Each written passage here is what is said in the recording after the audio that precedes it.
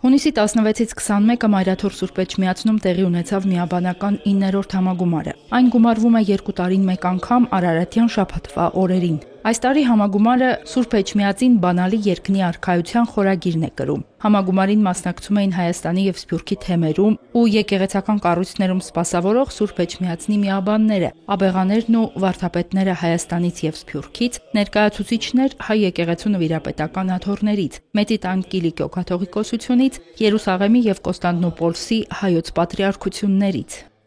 Արարատյան շաբաթի այս ոսկե շղթան, որ հատուկ է հայաստանյաց առաքելական Սուրբ եկեղեցուն,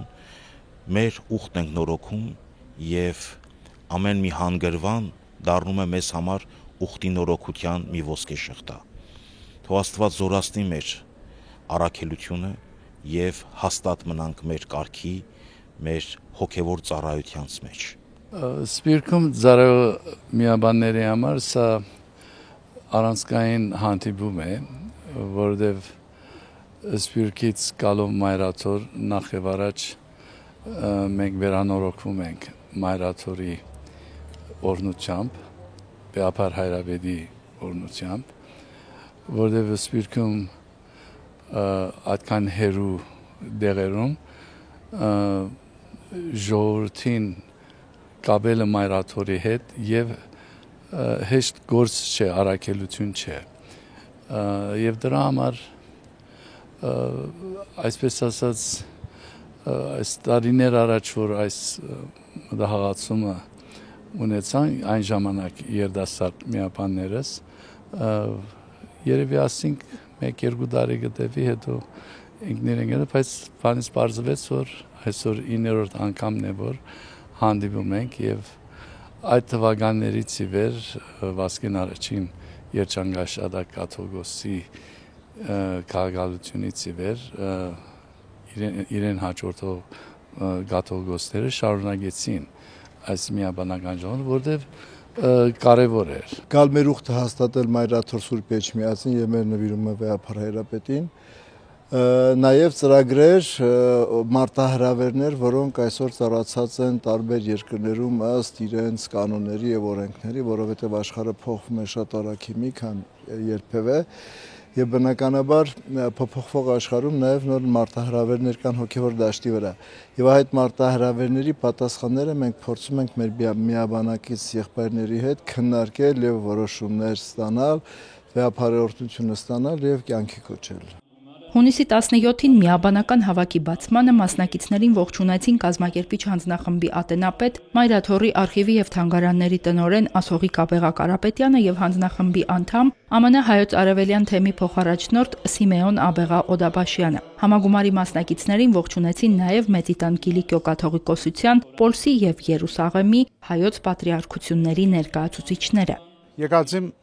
պատմական Պոլիս քաղաքեն Կրգին Մայրաթոր Սուրբ Էջմիածնի եւ ասկիս Բեապար Հայրաբեդին Հովանին ներքևլալ մեզ համար հոգեվոր մեծ ուրախություն է, մեծ երջանկություն է այս արիթով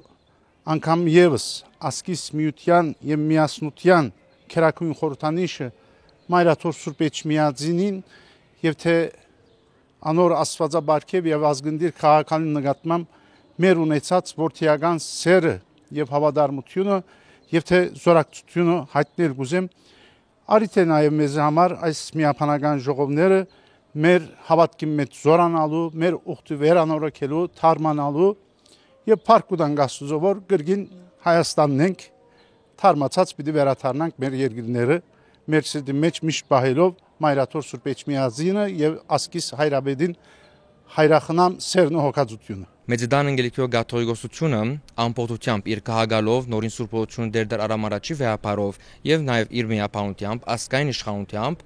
անդամներով մենք զորագից ենք Սուրբ Էջմիածնին, Բեապար Հայրաբեդին, Քարեկին երկրորդ կաթողիկոսին ամեն հայոցին, ինչպես նաեւ իրենց իր ամբողջ բանակին միապանության։ Մեր աղոթքն է, որ Սուրբ Էջմիածինը մնայուն Աստուծո երկնագամարին դակ մնա եւ բնականաբար այս բոլոր չար լեզուներեն, չար մտածումներեն հերու մնա։ Մենք այս առատյան շաբաթվա մեջ ենք, մեր բարեխոսությունն ենք հայցում Ռիփսի միած գայանյաց նաև Սուրբ Գրիգոր Լուսավորչին իրենց բարեխոսությունը որպիսի մեր մեջ աստծորտնությամբ զորանա մեր հավատքը, որ դարերի ճառանգված է սերունդեսերունդ, մենք չկորցնենք մեր հույսը նաև բոլոր դժվարություններ հաղթահարելու համար, ապրենք հարության բարի հույսերով, հատկապես կարողանանք սիրել միմյանց, անկախ մեր տարբերություններից եւ մեր զանազանություններից, որովհետեւ ինչպես Պողոս Արաքյալն է ասում, եթե ես սեր չունեմ, եթե ես սերել չգիտեմ, ողորմություն չունեմ, ես ոչինչ եմ։ Սերը դա գոյության հիմքն է եւ գրավականն է, եւ այս օրերին ինչ որ կատարվում է մեր հայրենիքում, ինձ թվում է այդ սիրո աստվածային սիրո, եղբայրական սիրո եւ հարգալից այս արժեքները պետք է կյանքի կոչվեն եւ մենք կարողանանք մեր առաքելություն ազնիվ կերպով կատարել։ Նորին սրբությունն իր օրհնությունը բաշխեց միաբաններին եւ հայրապետական իր պատգամը հղեց։ Հայոց հայրապետը անդրադարձավ Քրիստոսահաստատ Սուրբ Էջմիածնի բացառիկ առաքելությանը եւ ընդգծեց, որ ավանդություն դարձած այս հավաքները բարեպատեհ առիթ են զորանալու աղոթական ոգու մեջ։ Նաեւ հնարավորություն անդրադարձ կատարելու հայ եկեղեցու եւ ժողովրդի կյանքը հուզող հիմնախնդիրներին համատեղ փնտրելու դրանց հաղթահարման ուղիները։ Հայոց հովվապետը խոսելով հայրենիքի եւ ժողովրդի համար ներկայիս դժվարին ժամանակաշրջանի մասին նաեւ մտահոգությամբ անդրադարձ կատարեց Հայաստանի վարչապետի կողմից հայոց հայրապետի եւ եկեղեցականության թիրախավորմանը, նշելով, որ ծրագրավորված հարձակումները նպատակ ունեն վարկաբեկել հայ եկեղեցականությանն ու եկեղեցուն, լրացնել եկեղեցու ձայնը եւ նվազեցնել հասարակության մեջ նրա բարձր վարքն ու հեղինակությունը։ Մենք հավատարիմ զավակներ ենք Մայրաթորի եւ իր քաղաքալին վեապար հայրապետի ինքը հայրապետն է բոլոր հայության ոչ միայն Հայաստանում այլ Սփյուռքում ինքը մեր հոգևոր հայրն է եւ մենք հետևում ենք իրեն եւ մենք հավատարիմ ենք մնում Մայրաթոր Սուրբ Էջմիածին, որ մի 1700 տարվա ընթացքում առաջնորդած է մեր ազգը, մեր եկեղեցին։ Ամենայն հայոց կաթողիկոսի անձի մեջ հայ եկեղեցու մեկությունն է, միակությունն է, հզորությունն է եւ անսասանությունն է։ Հայոց հայրապետները երկար հարյուրամյակներ առաջնորդել են հայ ժողովրդին, երբ նույնիսկ քաղաքական ընդհանրապես որևէ ցավոք սրտի նշանակություն ունեցող ինստիտուտ չկար, ելուր մնաց պետություն եւ պետականություն։ Հայոց հայրապետները առաջնորդել են գիր ու գրականությունը, մշակույթը, հայկական քաղաքակրթությունը ընդհանրապես ունեցել է իր, այսպես ասենք, հովանին, որը եղել է Սուրբ Էջմիածնի խորհուրդը եւ նրա առաջին պահապանը իհարկե ամենայն հայոց կաթողիկոսն է եղել։ Հայոց հայրապետական աթոռը տարբեր դարեր մեր ժողովրդի տարագիր բախտի հետ այս ու այն կողմ է գնացել, բայց երբևէ չի լքել իր ժողովրդին, որովհետև մենք էլ իբրև եկեղեցականներ այս ժողովուրդն ենք, այս ժողովրդի մի մասն ենք, եւ ժողովուրդն էլ այս միաբանության մի մասն է, եւ չկա այդ բաժանումը եւ չի էլ կարող երբևէ լինել մեր ազգի մեջ։ Ցավալիորեն նշենք,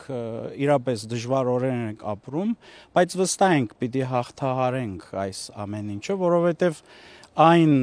սկզբունքը կամ այն օրենքը հոգևոր բարոյական, երբ հաստատվել է 5-րդ դարից նույնիսկ վասն հավատո եւ վասն հայրենյաց, եւ այսօր էլ նույնն է, չի փոխվել, մեր եկեղեցին իրականացնում է բացի հոգևոր, հոգեփրկչական առաքելությունը, նաև իր ազգային գործունեությամբ էլ է զբաղվում եւ վերջապես ազգային եկեղեցի լինելով այդ ազգային գաղափարը մեր առջև է եւ այսօր էլ հավատքի եւ եկեղեցու համար մեր միաբան եղբայրները բոլորս պատրաստ ենք այս ոգով, այս շնչով եւ այս մղումներով շարունակել մեր ծառայությունը, անշուշտ մեր հավատարմությունը դարձյալ ամենայն հայոց շնորհազարդ հայրապետին եւ Մայրաթոր Սուրբ Էջմիածնին։ Ամենայն հայոց կաթողիկոսը միաբաններին պատգամեց հայրենիքի եւ հայոց եկեղեցու առջև ծառացած այս նոր փորձությունների հանդիման լինել միասնական, իրենց կոչմանը հավատարիմ եւ ազգի հավատավոր զավակների սրտերում զորացնել հավատը, միաբանության ու համերաշխության ոգին։ Այսպես սիրելի միաբաններ պիտի կարողանանք ապահովել անվտանգությունն ու անսասանությունը մեր պետականության, կերտել նոր առաջընթացն ու խաղաղ, բարոր կյանքը հայկազյան մեր ազգի եւ միշտ պայծառ պահել մեր Սուրբ եկեղեցին։ Այս առումով պատասխանատվություն ունենք Աստծո հայրենիքի եւ գալիք սերունդների առջև, ասաց Նորին Սրբությունը։ Եկեղեցին գիտե, որ ինքն իր մեջ ամփոփում է աստվածային ճշմարտությունը եւ այդ ճշմարտությունը ցկատարած աշխարհի իր խոսքով, իր պատգամով, իր գործով բաշխելու է իր հավատավոր ժողովրդին։ Եկեղեցին նաև Տերն է Աստվածաշնոր հայրենիքի, իսկ դա նշանակում է, որ եկեղեցին ունի առաքելություն Տեր եւ պաշտպան կանգնելու ազգային մեր կյանքին, ազգային մեր արժեհամակարգին եւ եկեղեցին ունի աստվածային կոչում ուղենշելու ազգի եւ հայրենիքի ճշմարտության ճանապարհը։ Ուզում եմ ընդհանրապես հորդորել մեր հավատացյալ հայրենիներին լինել զուսպ, հանգիստ, սա երբևիցե չի կարող սասանել հայ եկեղեցու հիմքերը, որովհետև Աստվածահիմն է Սուրբ Էջմիածինը եւ չի կարելի Աստծո դեմ դուրս գալ։ Հոգեվորականներին թող չդնեն որպես թիրախ։ Կարծում եմ հեռահար է նպատակը զարկել հայ եկեղեցուն, քանդել, որը մեր ազգային ինքնության կարևորագույն սյուներից մեկն է եւ ոչ կարող եմ ասել ամենակարևորագույն սյունը, որը չի կարելի, գիտեք, մի եկեղեցի, որը այսօրվա այս պետության հիմնադրման կարևորագույն դերում է եղել, այսինքն սկուտեղի վրա հայ, եթե եկեղեցին չներ, հայ ժողովուրդ հայ ազգը չէր լինի։ Եվ այդ սկուտեղի վրա պետությունը ստեղծվեց եւ այսօր այդ հիմնարար, հիմնադիր սյունին քանդել չի կարելի, որովհետև վաղ Աստված մի արած, եթե մի բան լինի, նորից մենք ենք կանգնելու մեր պետության, մեր պետականության, մեր ազգի, մեր հավատքի կողքը։ Վերջում հայոց հովվապետն իր բարձր գնահատանքը բերեց միաբանական համագումարի մասնակիցներին իրենց նվիրյալ եւ նախանձախնդիր սպասավորության համար աղոթք բարձրացնելով առ Աստված, որ Տերը ապահով ու անվտանգ պահի հայրենի մեր երկիրը, իմաստություն շնորհի մեր ժողովրդին համատեղ ջանքերով հասնելու խաղաղ եւ լուսավոր հանգրվաններին։ Բոլոր ժամանակներում էլ հայաստանյաց առաքելական Սուրբ եկեղեցին թիրախավորվել է եւ հալածանքների ենթարկվել, բայց դրանով հանդերձ եկեղեցին ավելի է զորացել, որովհետև ինչպես ասում է ոսկին կրակով է փորձվում, այնպես էլ հայաստանյաց առաքելական Սուրբ եկեղեցին, որ մագաղաթյա դարերից հասած այդ ժառանգությունը իր մեջ ամփոփել է, մեծ առաքելություն ունի այս ազգի մեջ Հայաստան աշխարհում եւ Սփյուռքում եւ Սփյուռքյան մեր համայնքներում եւ գալիք սերունդներին նաեւ իր ասելիքն ունի։ Վստահ եմ, որ այդ մագաղաթյա դարերից հասած ժառանգությունը փոխանցելու են նաև ապագային։ Հոյակա բարիթ է, որ քովի կանք եւ բարիթ ունենանք մեր սերունդագիցներու հետ, նաև նոր սերունդի հետ, այդպես եղբայրական գաբեր բահել ու զորացնել։ Ձևով նախախնամական է, որ այս համակումար այս օրերուս գկումարվի, որտեղ վեհապարագացեմ պիտի շատ կնահատե մեր միասնականությունը եւ աջակցությունը իրեն հետ։ Միաբանական համագումարի մասնակիցների հագեցած օրակարգը ներառում էր առավոտյան եւ երեկոյան ժամերգություններ, ուխտագնացություններ, սեմինար քննարկումներ, զեկույցներ, սոցիալական ծրագրեր։ Պետք է գիտակցենք, որ կան դժվարություններ, բայց այս դժվարությունները մեզ պետք չէ տկարացնեն։ Դժվարությունները ընդհակառակը պետք է մեզ ավելի զորացնեն եւ գիտեք, ընդհակապես հարձակումները ժողովրդական իմաստություն ասում են, մենք ընդհանրապես քառանետում ենք պտղով ծառին,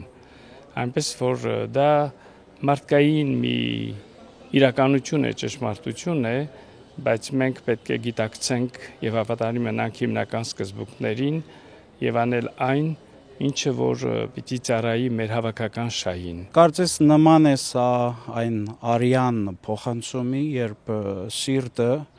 նոր ավյունով կամ նոր արյունով սկսում է իր անդամներին փոխանցել այդ արյունը եւ մենք ավելի ոգևորված եւ վստահաբար մեր կոչման եւ մեր առաքելության Էջմիածինը մեր սրտերի մեջ, էջմիածինը մեր հոգու մեջ փոխանցում ենք նաև որտեղ որ ծառայություն ենք իրականացնում։ Համագումարի բացման օրը բացվեց նաև Սուրբ Էջմիածնի միաբանը 19-ից 20-րդ դարերում լուսանկարչական եւ արխիվային փաստաթղթերի ցուցահանդեսը։ Նույն թեմայով Արարատ Քահանա Պողոսյանը բանախոսություն կարդաց համագումարի մասնակիցների համար։ Ցուցահանդեսում ամփոփված փաստագրական նյութը էջմիածնական ականավոր միաբանների, հայրապետների մասին է։ Նրանց գործունեությունն անջնջելի հետք է թողել թե մայրաթոռի, թե հայ ժողովրդի պատմության մեջ։ Նրանք ոչ միայն հոգևորականներ են եղել, այլև հայտնի մտավորականներ ու գիտնականներ։ Գևորգ IV կաթողիկոսը հիմնադրել է նոր շրջանում Հայաստանի առաջին բարձրագույն ուսումնական հաստատությունը Գևորգյան հոգևոր ճեմարանը։ Այստեղ կրթվել են ոչ միայն ժամանակի հոգևորականները, այլև ապագա գրողներ, ուսուցիչներ, երաժիշտներ, պատմաբաններ, հանրային գործիչներ։ 19-րդ դարի վերջին եւ 20-րդ դարի սկզբին հատկապես Սուրբ Էջմիածնի միաբանությունը, որը կարևոր ներդրում ուներ հայ հասարակության մեջ, հատկապես Արևելյան Հայաստանում, տեսնում ենք, որ նրանց դերը ավելի կարևորվում է մայիսյան հերոսամարտերի ժամանակ եւ տեսնում ենք, որ այս անկախության վերականգնման ամբողջ ընթացքի մեջ հայ եկեղեցին իր միաբանների դեմքով ունեցել է կարևոր ներդրում։ Այդ միաբանները ոչ միայն զինվորագրվում էին հայոց բանակին, մարտական կոչերով ոգեշնչում հայոց բանակի զինվորներին, այլ անձամբ իրենք նաև դառնում էին Հայաստանի մասնակից էին դառնում Հայաստանի ղեկավարմանը։ Էջմիածնի միաբան Գարեգին Հովսեփյանը նշանավոր հայագետ էր, մայրաթոռի թանգարանային հավաքածուի ստեղծողներից մեկը։ Գևորգ 6-րդ կաթողիկոսը 1940-ականներին կարողացել է մեղմացնել հայ եկեղեցու հանդեպ խորհրդային միության հալածանքը, վերաբացել փակված ճեմարանը, կրկին հրատարակել հայագիտական ամսագիրը։ Ցուցադրված նմուշների մեջ է հայրապետի խնդրագիրը Ստալինին։ Վրա հասած երկրորդ համաշխարհային պատերազմը եւ հայրենական պատերազմը փոքր-ինչ շտկեցին, մեղմեցին պետության վերաբերմունքը հատկապես հայ եկեղեցու նկատմամբ։ 44 թվականին հայ եկեղեցու ազգընտիր տեղակալ Գևորգ Չորեքյանին հաջողվեց անձնական հանդիպում ունենալ խորհրդային միության ղեկավար Յոսիֆ Ստալինի հետ եւ այնտեղ որպես խնդրագիր Գևորգ Չորեքյանը ներկայացրեց մի քանի կետեր, որոնք եկեղեցուն հնարավորություն կտային նորովի ներկայանալու եւ նորովի իրականացնելու իր ազգապահպան եւ հոգեվոր առաքելությունը։ Բարեբախտաբար այդ օրերին տեղի ունեցող խորհրդային միության շուրջ տեղի ունեցող եւ պատերազմական իրավիճակը այնպիսին էր, որ պետության ղեկավարը հասկացավ, որ պետք է թույլատրի։ Համագումարի օրերին միաբանների համար մայրաթոռում կազմակերպվեցին թեմատիկ բանախոսություններ։ Նստաշրջանի թեմաներից մեկը նվիրված էր մեր երկրում կրոնական կազմակերպությունների աշխատանքին, բնակչության կրոնադավանական պատկանելության մասին վիճակագրությանը։ Նիստը վարեցին պատմաբան Միքայել Մալխասյանը եւ իրավաբան Վահե Թորոսյանը։ Միքայել Մալխասյանի բանախոսությունը նվիրված էր պաշտոնական վիճակագրությանը, թե երբանից է Հայաստանի Հանրապետությունում պաշտոնական վիճակագրություն արվել, ինչպես է մարդահամարներում մցվել հարց կրոնադավանական պատկանելության մասին եւ ինչպես են սկսել այդ հարցի միջոցով վիճակագրական պատկեր տեսնել։ 2011 թվականի մարդահամարն առաջինն էր, որտեղ այդ հարցը եղել է, մարդ պետք է պատասխաներ կամավոր սկզբունքով, թե որ կրոնի դավանանքի հետևորդ է, իսկ 2022-ին արդեն երկրորդ դեպքներ, երկրորդ անգամ կարող էր նման հարց տրվել, բայց տարբերությունն այն է, որ 11 թվականի մարդահամարը համընդհանուր սկզբունքով էր անցկացվում, այսինքն բոլոր մարդկանց էին հարցնում, իսկ արդեն 22 թվականի մարդահամարը մասնակի սկզբունքով է իրականացվել միայն 25%-ի շրջանում։ Դրա համար ամեն դեպքում համեմատություն կատարելիս պետք է հաշվի առնել այս մեթոդական տարբերությունները եւ իհարկե ստացված տվյալները բնական է, որ չեն համապատասխանելու որոշ դեպքերում տարբեր կազմակերպությունների կողմից հրապարակված տվյալների հետ։ Ժողովրդագրությամբ զբաղվող պատմաբանը ներկայացրեց երկու մարդահամարների արդյունքները եւ ստացված ժողովրդագրական պատկերը։ 2011 եւ 2022 թվականի մարդահամարների տվյալներով հայ առաքելական եկեղեցու հետևորդների տեսակարգը 90%-ից ավելի է, երկու դեպքում են։ Եվ արդեն փոքր ինչ որ շարժերը դրանք ավելի շատ երկրորդական են եւ հասարակության մեջ տարածված այն տեսակետները, թե չգիտեմ 300,000-ից մինչեւ 400,000 այլադավաններ կան, դա ավելի շատ քարոզչական թեզեր են, բնականաբար նախ եւ առաջ ազգային փոքրամասնությունների ավանդական կառույցներն են, որ մշտապես գոյություն ունեն եւ շատ սովորական ու բնական է նրանց գործունեությունը մեր հասարակության մեջ։ Ինչպես են կրոնական կազմակերպությունները գրանցվում, իրավական ինչ կարգավորումներ եւ հաշվետվողականություն կան, որքան դյուրին է Հայաստանում գրանցել կրոնական կազմակերպություն, հարցերի շուրջ բանախոսեց Վահե Թորոսյանը։ Կրոնական կազմակերպության գրանցման կառուցակարգերը սահմանվում են Խղճի ազատության եւ կրոնական կազմակերպությունների մասին 1991 թվականի օրենքով։ Օրենքը հստակ սահմանում է մոտ 5 պահանջներ, 5-6 պահանջներ, որոնք հարկավոր են կրոնական կազմակերպություն գրանցելու համար։ Նախ կարևոր է, որ կրոնական կազմակերպությունը հասարակական կարգի պահպանման եւ պետական անվտանգության տեսանկյունից խնդիրներ չհարուցի, պետական եւ հոգեվոր անվտանգային հարցեր չհարուցի։ Երկրորդը պետք է հիմնված լինի կանոնացված Սուրբ Գրքի վրա, դավանանքով պատկանի եկեղեցական համաշխարհային համայնքների համակարգի մեջ մտնի, պետք է ունենալ 200 առնվազն 200 չափահաս անդամներ, ընդ որում երեխաները չեն կարող լինել կրոնական կազմակերպության անդամներ մինչև 18 տարեկան, օրենքը դա արգելում է, եւ բացի դրանից պետք է ապահովվի նաեւ փորձագիտական եզրակացությունը։ Նույն օրենքն ինքնին տարբերություն է մտցնում հայ առաքելական Սուրբ Եկեղեցու եւ կրոնական կազմակերպությունների միջև։ Օրենքով սահմանված է, որ Հայաստանում հայաստանյաց առաքելական Սուրբ Եկեղեցին իր կառույցներով բացառիկ կարգավիճակ ունի։ Այսինքն 91 թվից դրված է եղել հայ առաքելական Սուրբ Եկեղեցին որպես ազգային կառույց դիտելու եւ կարգավիճակը իրավաբանորեն ամրագրելու պարտականությունը, որը հետագայում ամրագրվել է 2005 թվականի սահմանադրությամբ։ Իսկ մեր երկրում գրանցված 60-ից ավելի կրոնական կազմակերպությունները գրեթե չեն վերահսկվում։ Հաշվետվողականությունն էլ թերի է։ Թե ով է օրինակ տվյալ կրոնական կազմակերպության փաստացի ղեկավարը, ով է փաստացի տնօրինում այդ կրոնական կազմակերպությունը, այդպիսի հայտարարագրեր ներկայացում են, բայց առհասարակ հաշվետվողականության, անդամների քանակի, ֆինանսական հոսքերի եւ այլ առնչությունների մասով մենք ներպետական օրենսդրությունում լուրջ բացեր ունենք։ Մեծ հաշվով չկա էլ այն վերահսկողությունը, որը կարողանա այդ կրոնական կազմակերպություններին բերել դեպի հաշվետվողականության դաշտ։ Այսինքն չկա այդ վերահսկողության մեխանիզմը։ Շատ կան այսպես որոշակի կառուցակարգեր, որոնք ըստ էության չեն լուծում խնդիրը ամբողջական, այլ կարելի է ասել դաշտը թողնված է բարձի թողի վիճակում եւ կրոնական կազմակերպությունները այսօր գործում են շատ դեպքերում չներկայացնելով նաեւ այդ ֆինանսական, նյութական եւ մնացյալ այլ հաշվետվողական իրենց պարտավորությունները։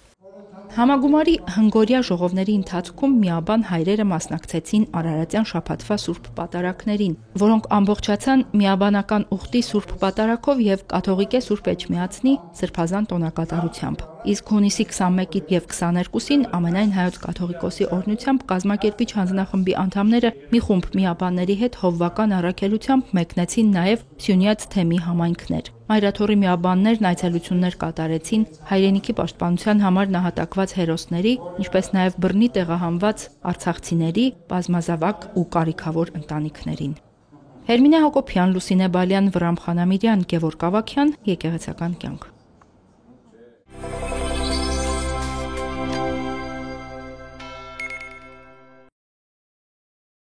Հունիսի 16-ից 21-ը Մայրաթոր Սուրբ Էջմիածնում տեղի ունեցած միաբանական համագումարի մասնակիցները հանդես են եկել հայտարարությամբ։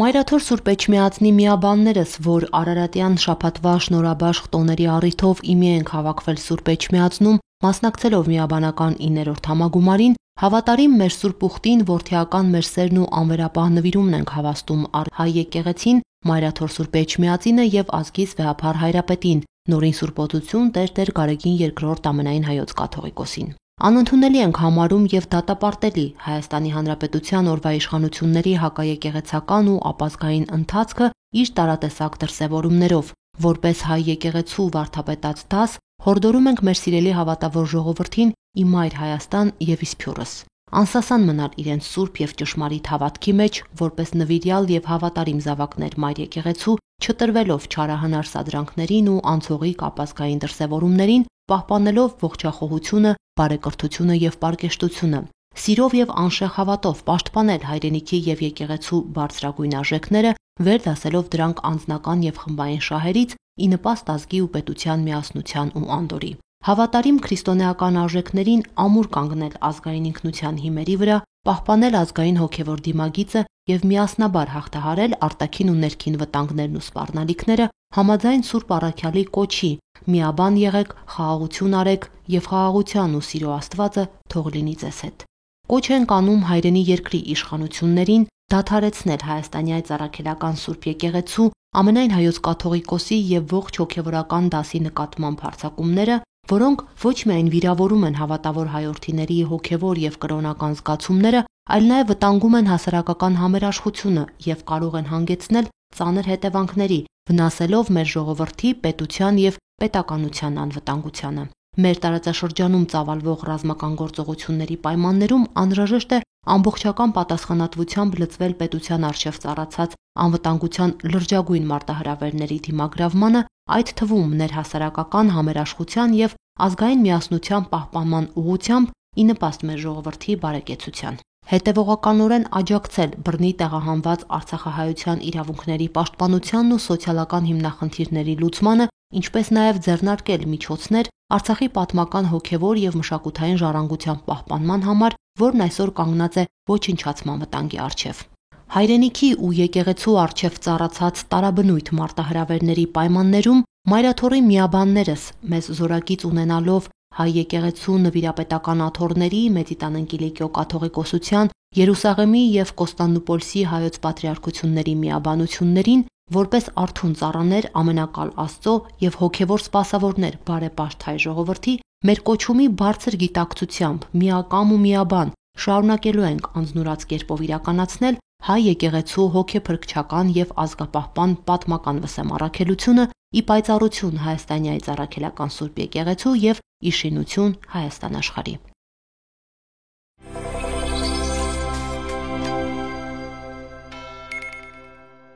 Մայրաքաղաքից ավելի քան 170 կիլոմետր հեռավորության վրա Գեղարքունիքի մարզի Վարդենիս խոշորացված համայնքում է գտնվում Ակունք գյուղը։ Այն մոտ 4000 բնակիչ ունի, որոնք հիմնականում զբաղվում են գյուղատնտեսությամբ, անասնապահությամբ։ Պատերազմից հետո տարածքը սահմանամերձ է դարձել, կրճատվել են գյուղատնտեսական նշանակության հողերը։ Հունիսի 21-ին Ակունք գյուղի բնակիչներն ու հյուրերը հավաքվել էին մասնակցելու Սուրբ Մեսրոպ եկեղեցու վերահսկմանը։ Այստեղ էին մարզային իշխանության զինված ուժերի ներկայացուցիչներ, քաղաքաբնակ ակունքցիներ։ Մեր գյուղն շատ լավ, շատ հյուրասեր ժողովուրդ ունի, շատ բարերար տղաներ ունեն, շատ զոհված տղաներ ունենք, հայրենասեր, լավ ժողովուրդ են։ Ակունք գյուղը իր էությամբ ոնց ասեմ, մեր ռայոնի երևի ամենա ճիշտ ազնիվ մարդիկ են, զբաղվում են գյուղատնտեսությամբ, ցավոք սրտի անասնապահությամբ, որը հիմա կրճատել են խոտարկների պատճառով, խոտարկները կրճատվել են, մարդկանց անասունների քանակն էլ կրճատվել, բայց գյուղը շատ ձիգ է, պինդ է, խնդրեմ եկեղեցին, առաքելական եկեղեցին միշտ մեր ժողովուրդի իր կողքին կանգնած է, արդյունքը խնդրեմ, ինչքան մասա է հավաքված, որ եկեղեցին վերակառուցվել է, նորացվել է։ Հայկ Աղաբեկյան Ակունք գյուղի ծնունդ, բայց ապրում եմ Երևանում, դպրոցը ավարտել եմ Երևանում, նկարիչ եմ, դասավանդում եմ Գեղարվեստի պետական ակադեմիայում պրոֆեսոր Աղաբեկյան, 47 տարի դասավանդում եմ, հրաշալի ուսանողներ եմ ունեցել, որ իմ հրաշալի նկարիչներ են, եւ այսօր ինձ համար ամենաերջանիկ օրն է, որ մեր Ակունք գյուղում վերանորոգվեց եւ ժողովրդին նվիրեցին այս հրաշք եկեղեցին։ Եկեղեցին օծվեց Գեղարքունիքի թեմի առաջնորդ Տեր Պարթև եպիսկոպոս Բարսեղյանի ձեռամբ։ Սրբազան արարողությունն ուղեկցվեց թեմի հոգևոր դասի ու հավատացյալների աղոթքներով։ Օծվեց եկեղեցու գմբեթի խաչը, կատարվեց դռմբացեքի կարգ, օծվեցին Սուրբ Մեսրոպ եկեղեցու խորանը, Սուրբ Սեղանը, 16 սյուները, Մկրտության ավազանը, առաքյալների պատկերները։ Ակունքի Սուրբ Մեսրոպ եկեղեցին կառուցվել է 15-ից 17-րդ դարերի ընթացքում, խորհրդային տարիներին վերածվել է կոլխոզի պահեստի։ Խոնարհված ավերված եկեղեցին տարիներ առաջ սկսել են վերականգնել Թադևոսյան եղբայրները, բայց կիսատ է մնացել։ Ի վերջո սրբավայրը կանգնել է ակունքցիների մեծ ու փոքր նվիրատվությունների միասնական ջանքերի շնորհիվ։ Աշխատանքները համակարգել է ակունք վարչական շրջանի ղեկավար Նիկոլա Խաչատրյանը։ Պարթև Սրբազանը նշեց, որ ակունքի Սուրբ Մեսրոպ վերաուծված եկեղեցին դարձավ 35-րդ հավատի տունը, որ Հայաստանի անկախությունից հետո Գեղարքունյաց թեմում բացել է իր դռները։ Վարդենիս համայնքը լինելով տարածաշրջանում սահմանամերձ համայնք, շատ կարևոր է, որպեսզի այս համայնքների մեջ հոգևոր կյանքը զորավոր լինի եւ այդ առումով եկեղեցաշինությունը մեր կողմից մեծապես կարևորվում է։ Ես ցանկանում եմ արձանագրել, որ սկսյալ 2020 թվականի պատերազմական օրերից, ինչպես նաև երկրորդ պատերազմական ժամանակահատվածում ազգիս վեհափառ հայրապետը մշտապես իր հոգացության ներքո է պահել Վարդենիս համայնքի խնդիրները եւ տիրախնամ մեր թեմի միջոցով թե նյութական եւ թե հոգեվոր մխիթարական աջակցություն է բերել հոգեվոր դասի միջոցով Վարդենիս համայնքի մեր ազգաբնակչության համար։ Եվ այսօր այս ակունք գյուղում այս եկեղեցու վերաուծումը, վերաբացումը կարծում եմ մեծ նշանակություն պիտի ունենա ակունքցիների համար, որովհետև եկեղեցին երկար տարիներ խոնարհյալ էր։ Վարդենիսի տարածաշրջանի հոգևոր հովիվը Տեր Հարություն քահանա Հունանյանն է։ Վարդենիսի հովվությունը մեծ է, 30-ից ավելի համայնք է ընդգրկում։ Ամեն մի գյուղի ժողովուրդը յուրահատուկ է, մարդկային, այսպես ասած, բազմազանություն ունենք շատ հետաքրքիր եւ ամեն գյուղում, ամեն տարածքում իր բարբարով, իր նիստուկացով, իր ավանդույթներով տարբերվում են գյուղերը միմյանցից։ Այս առումով հետաքրքիր է շատ մարդկանց այդ շփումները եւ ամեն մի համայնքում, ամեն մի գյուղում իր այսպես համ ու հոտն ես տեսնում։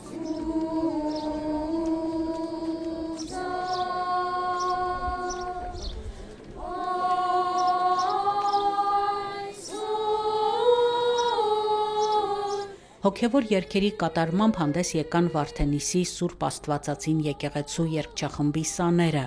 Ազգային պարեր ներկայացրեց Մարտունու Հակոբյան բարի ստուդիան։ Աննա Թամրազյան, Հարություն Տոլանյան, Եկեղեցական կյանք։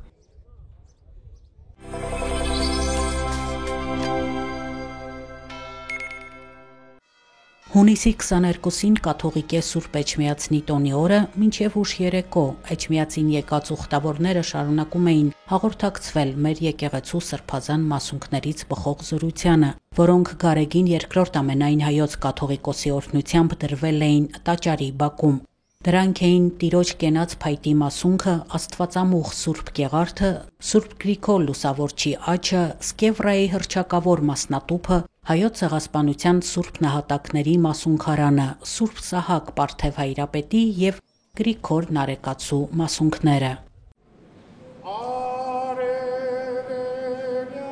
Երեկոյան ժամերգությունից հետո կատարվեց անդաստանի կարգ։ Հոգևորականներն օրհնեցին աշխարհի 4 կողմերը, Տիրոջից խնդրելով խաղաղություն ու բարօրություն։ Նախկինում անդաստանի արարողությունը կատարվել է դաշտերի, այգիների, արտերի տարածքում։ Հոգևորականներն աղոթել են խաղաղ եւ բերքառատ տարի ունենալու համար։ Այժմ այս ծիսակարգը կատարվում է հիմնականում եկեղեցու տարածքում։ Արարողությունը հանդիսապետում էր Նաթան arczepiskopos Հովանիսյանը։ Նրա ձեռքին Տիրոջ կենաց փայտի մասունքներ։ Աննա Թամրազյան, Հարություն Տոլանյան, Եկեղեցական կյանք։ Ընդամենեսյանդ, ամեն։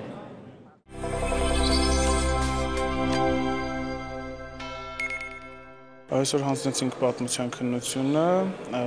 բավականին թեթև անցավ, որովհետև դասախոսներն էլ մեզ համար ստեղծեցին այնպիսի պայմաններ, որ շատ հանգիստ մթնոլորտում թեթև անցկացրինք, շատ լավ անցավ։ Կարծում եմ, որ կլինի մրցակցություն, որովհետև կան ավելի լավ հանձնողներ, կան նաև ոչ լավ հանձնողներ, ըստի մրցակցությունը բնականաբար կլինի։ Հայոց պատմության քննությունից անմիջապես հետո ճեմարան դիմողների հետ հարցազրույց անցկացվեց, որի ընթացքում ստուգվեցին քրիստոնեության, հայոց եկեղեցու, Աստվածաշնչի վերաբերյալ նրանց ընդհանուր գիտելիքները, ինչպես նաև ձայնային տվյալները։ Հուսալի են արդյունքները եւ վստահ եմ, որ այսպես եթե հուզմունքներ չլիներ նրանց, ինչը շատ բնական է, շատ ավելի լավ արդյունքներ պիտի արձանագրեն եւ նաեւ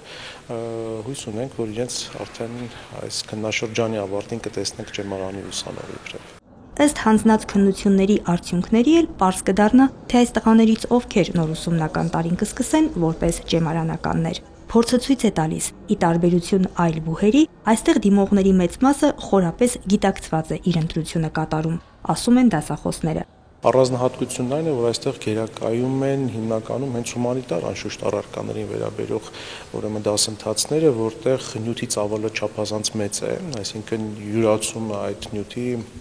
պահանջում է այսպես մեծ կարողություններ, կամք շատ կարևոր է եւ այստեղ ինչպես գիտենք եւ հայոց պատմությունը, հայոց եկեղեցու պատմությունը, Աստվածաշունչ, տեքստերը բավական մեծ թիվ են կազմում եւ իրենցից մեծ ջանք ու եռանդ է պահանջում եւ հուսով եմ, որ այդ գիտակցմամբ են եկել եւ արդեն ուսումնական process-ում կփորձեն այդ բոլոր դժվարությունները հաղթահարել։ Իմանալով, որ այստեղ սովորել է այնպիսի մեծություններ, ինչպիսի են Կոմիտասը, Ավետիք Իսահակյանը, ես գիտակցելով, որ իրանք քայլել են նույն այս միջանցներով, նստել են նույն լսարանում սովորել են, դա շատ է ինձ պարտավորեցնում եւ ինչ որ միտեղ ոգևորվում եմ, որ ես այստեղ պետք է սովորեմ։ Ճեմարան շատ չենք շրջել, քանի որ մենակ քննության ենք եկել, բայց թե բակը, որ Մարիթաճարի տարածքում է, բացխորանը, շատ հետաքրքիր է ու շատ այսպես ասած գրավիչ ու ցանկությունը շատ մեծ է, որ սովորեմ Գևորգյան նաև Ազգանյան ճեմարանում։ 90-ականների վերջերից Գարեգին II ամենայն հայոց հայրապետի նախաձեռնությամբ բարեկարգվել են ոչ միայն ճեմարանի շենքային պայմանները, այլև փոխվել է կրթական ծրագիրը, ավելացվել են նոր դասընթացներ։ Մայրաթոռի եւ բարերարների հովանավորությամբ ճեմարանում կրթությունը եւ կեցությունը ամբողջությամբ անվճար է։ Սոնա Խաչատրյան, Գևորգ Ավագյան, Եկեղեցական կյանք։